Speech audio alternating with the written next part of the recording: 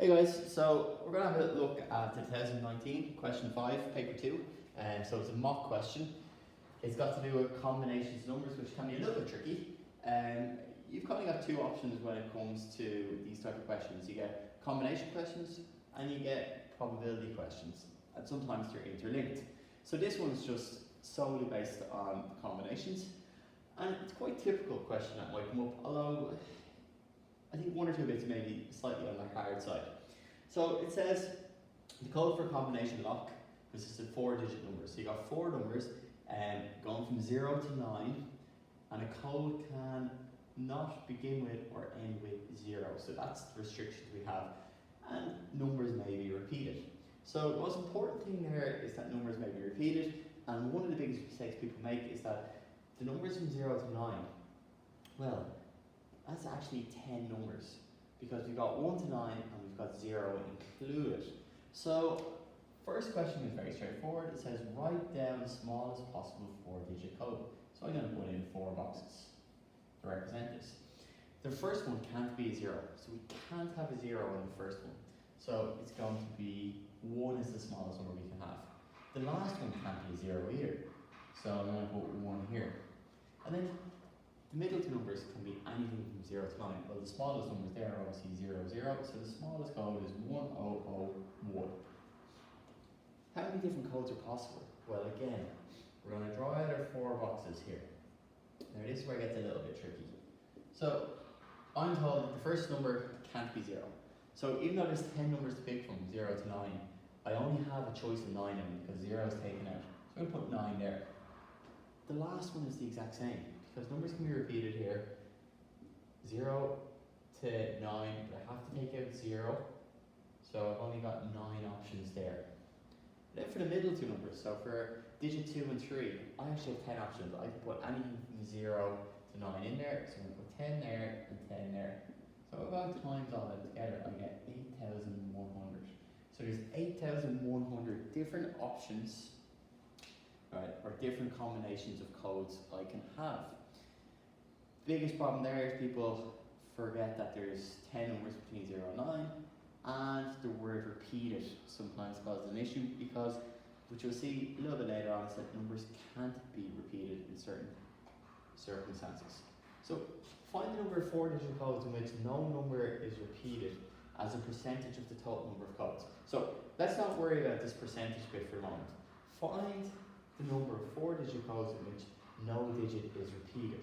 Well, again, I'm going to write out my 4 boxes here to represent my 4-digit code. We have, for the first one, 9 options. Okay, so we have 9 options for the first one. Same as before, right? We're taking out a 0. But that means for the last one, we've only got 8 options. Remember, the restrictions are on the first and the last one. So I'm going to take both of them out, because I can pick a number that doesn't include 0, I've got 9 options. But when I remove one of them numbers for the last numbers, I've got 8 options. This number here, right? I'm going to have 8 options for now. Because when you think about it, I should normally have 9 options. One number is gone from the first number, right? And 0 was taken out. So we've got 8 options there now. So instead of having the usual 10 options, we've got 8 options there. And then when I pick the next number here, we're going to have 7 options. So that's a little bit tricky to get your head around. So we've only got 9 options there as we began with, because there's no 0.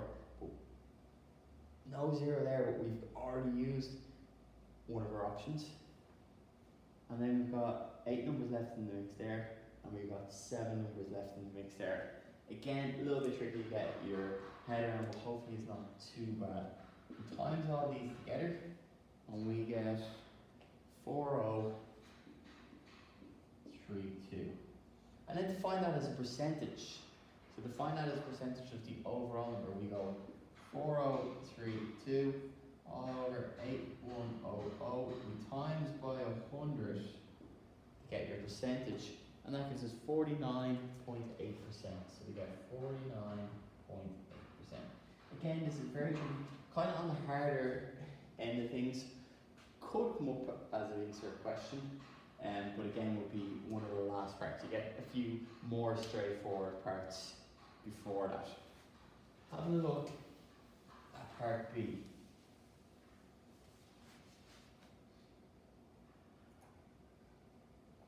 So part B, again, not too bad.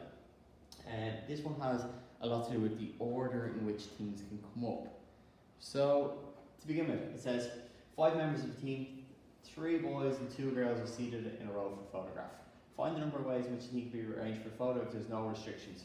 So we've got 5 people sitting in a row for a photograph. Now, it doesn't matter where the boys and the girls sit for this. Okay, so even though we're told there's 3 boys and 2 girls, it doesn't matter at all. So we've got 5 by 4 by 3 by 2 by 1. We've got 5 options for the first person to sit first seat, 4 for the second because someone's sat down first, 3 for the third, 2 for the next one, and 1 for the final. And we get 120 different ways. So we get 120 different ways in which they can sit together. Slightly more difficult though is the second question. It says, find the number of different ways in which the team can be arranged if 2 girls must not be seated beside each other. Right, so if 2 girls must not be seated beside each other. Well, I think the easiest way to do this is if we take the 2 girls, or all the options of 2 girls sitting beside each other, and we take it away from the total options. Right, so instead of doing all the ways in which you can do, okay, which is lots of different combinations, which the 2 girls are not sitting together, I would do all the options in which the 2 girls are sitting together and take it away from the total number of options. What I mean by that is that if we have a girl, girl, and then we've got boy, boy, boy. So they're sitting together there, as you can see. Right? So option wise for this, right, we have 2 girls and we got 1 girl there. So the first one choice, if you're going to have girls in the first 2 seats, you've got 2 girls, so 2 separate girls, 2 options for the first one, then 1 of them's taken, 1 for the second, and then we do 3, 2, 1. Because there's, after we take the 2 girls out, there's 3 lads, 2 lads, 1 lad. And we times these together. So we get 2 by 1 is 2, 6, 12, so that gives us 12 in total. And how many ways did this happen? Well, if we were to move the 2 girls down to here and 1 of the boys here, we could have the 2 girls sitting there. Or if we were to move them down there, we could have them sitting there. Or if we could move them there, we could have them sitting there. So there's 4 different ways in which this can happen. Okay, girls there, there, there, there.